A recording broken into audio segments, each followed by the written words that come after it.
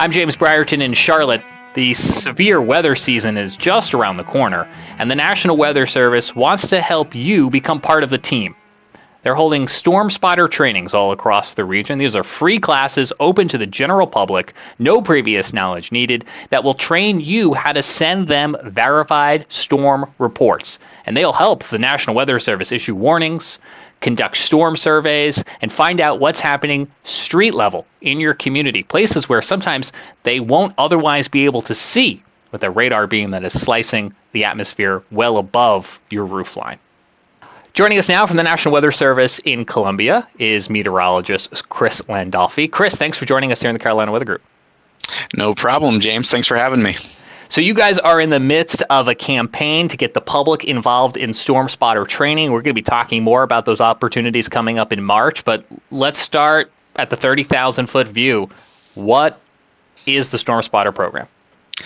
Yeah, great question. Our Storm Spotter program is essentially trying to supplement the information that we get out into our office. So we're approaching our typical severe weather season here in the Carolinas. So what we're trying to do is we're trying to train just your average everyday citizens to be able to report and submit their reports to our office for any severe weather. So this program's been going on since the 1970s.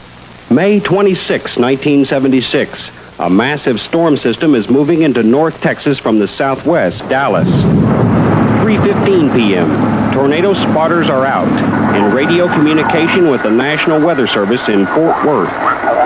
Here, reports from spotters are checked against radar reports from Stephenville. Radar is tracking the storm. 3:30 p.m. A spotter west of Dallas reports a large wall cloud at the southwest edge of the storm. 3:45. Tornado sighted, moving east towards Dallas. The warning goes out. While radar is indispensable, it does not always indicate a tornado. Trained spotters can. And since then, the National Weather Service has trained over 250,000 of these storm spotters, and they are invaluable to our reports. We really couldn't give out the warnings with the amount of detail without them. I'm looking forward to being retrained. I did one of these programs several years ago, and what I remember from that program is a wealth of knowledge, but also the stressing of you're not training storm chasers, but you want people to be able to relay reports that are coming to them. Is that right? Right, exactly. So obviously with potential severe weather, the biggest thing that we want to stress is safety. So we go over that, how you can submit reports from the safety of your own home, or if you are out and about during some severe weather, how you can report it to us, but also remaining safe, because obviously the last thing we want is to put additional people in harm's way. Chris, you get reports from storm spotters in all walks of life. Some of them are really nerdy. They might come in via ham radio, but the internet has really opened up the gamut for folks to submit these storm reports. How do trained spotters get their observations to you at your office or any other National Weather Service office?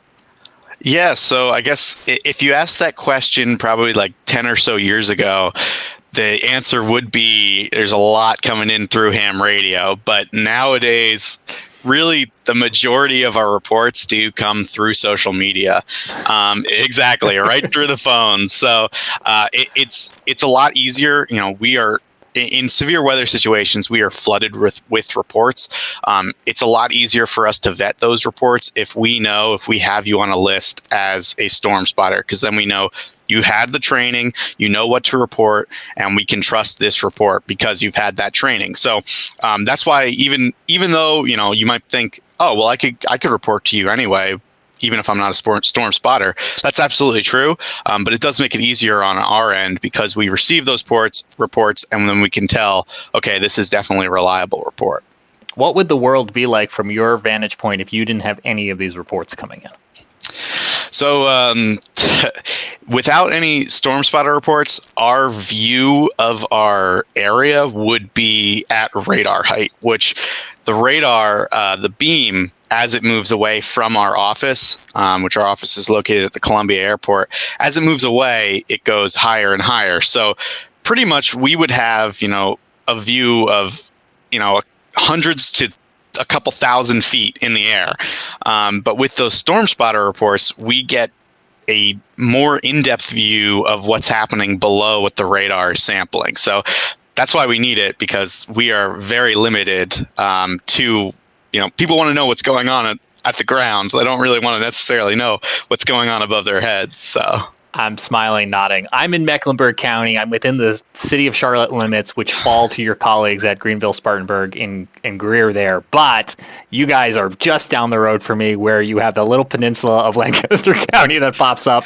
And I'm sure you have the same problem that Greer has in the Charlotte radar beam height. And I can think back to those times where there have almost been a call to action. Storm spotters in the area, if you see anything, let us know so you can get the warnings out. Is that right?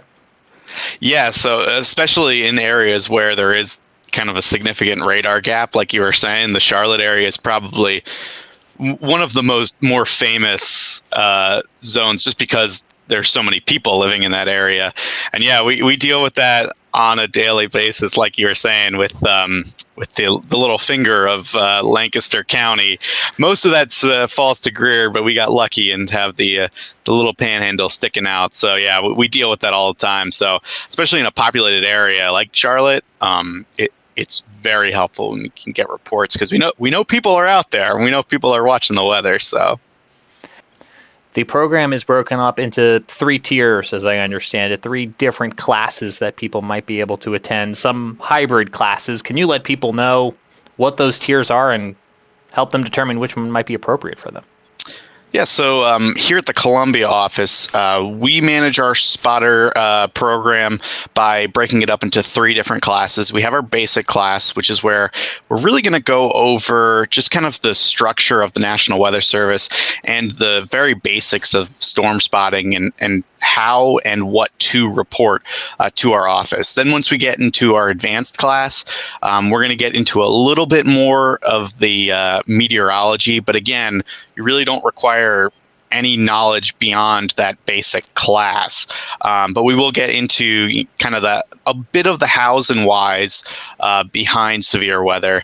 And then we have our advanced radar interpretation class. In that class, what we do is we try to teach you how to read radar, not just reflectivity, which most people are used to, seeing how hard it's going to rain, but also velocity, where you can kind of interpret whether we're going to have damaging winds or possibly tornadoes, and kind of give you an idea, maybe if we issue a warning, you could know what to expect once that storm comes towards you.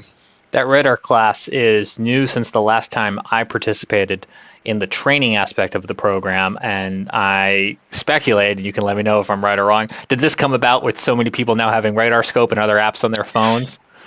That is definitely partially the motivation behind starting this class. Now, radar, like really good, really high quality radar data, is available to the general public. So it's a lot easier for us to kind of go out and be like, okay, let's train everyone on how to use this data, because if you don't necessarily have a great idea, you might be very confused looking at your radar scopes or other apps like that.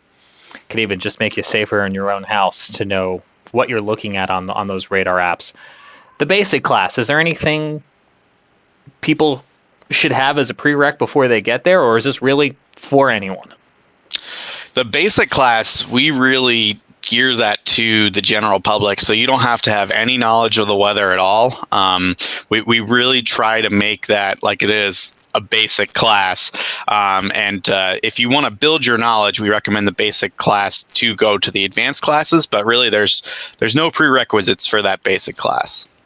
Well, we hope people will take the opportunities coming up. There are several that your office is hosting. There are several that your neighboring offices are hosting. We'll have them all linked. We're happy to be hosting and doing a call to action here at the Carolina Weather Group for Friday, March the 26th, 6:30 at night, a basic class that you all will be putting on, and we will be there, and we're inviting our listeners and our viewers to come out and join us here at the Carolina Weather Group as we refresh our basic storm spotter training. But Chris, tell us a little bit about these opportunities coming up in March that people can hop on. Yeah, sure thing. Let me get my schedule up here. But we have four opportunities, besides, including yours, in the month of March. We have March 1st, March 16th, and March 22nd. Now, the one on the 1st is going to be from 1 to 3 p.m. The one on the 16th is going to be from 2 to 4. And the one on the 22nd is going to be from 7 to 9. And then, like the one that you said that you're hosting towards the end of the month. But all those are going to be basic classes. So, again, no prerequisite knowledge is required to attend any of those classes. And even if you don't live in the National Weather Service Columbia area, we can still accept you into our class, and then we can get you in contact with the office that you live near, and they can get you on their list as a trained spotter. So again, you don't have to live in our area. We welcome people from all across the Carolinas, all across the country to become a storm spotter. Yeah, I think my initial training was in the Peachtree City office in Georgia, and it transfers, and looking forward to getting the refresher from you guys. Anything else that I didn't ask that you want to make sure we include, Chris? Probably the most important thing is there's no knowledge required to start the basic class, and we'll take anyone and everyone who wants to sign up. Chris, thanks so much for your time. We hope to see you, our loyal Carolina Weather Group audience, for basic storm spotter training with the National Weather Service office in Columbia and the Carolina Weather Group coming up Friday, March the 26th at 6:30 at night. There is a link to sign up for that class and any of the other classes that are happening in the description of this episode. We hope that you will check those out. Again, these are free, open to the public. No previous knowledge is needed, but you will need to register ahead of time, and we hope you will do that, and we hope to see you there. I'm James Brierton in Charlotte, and this is the Carolina Weather Group.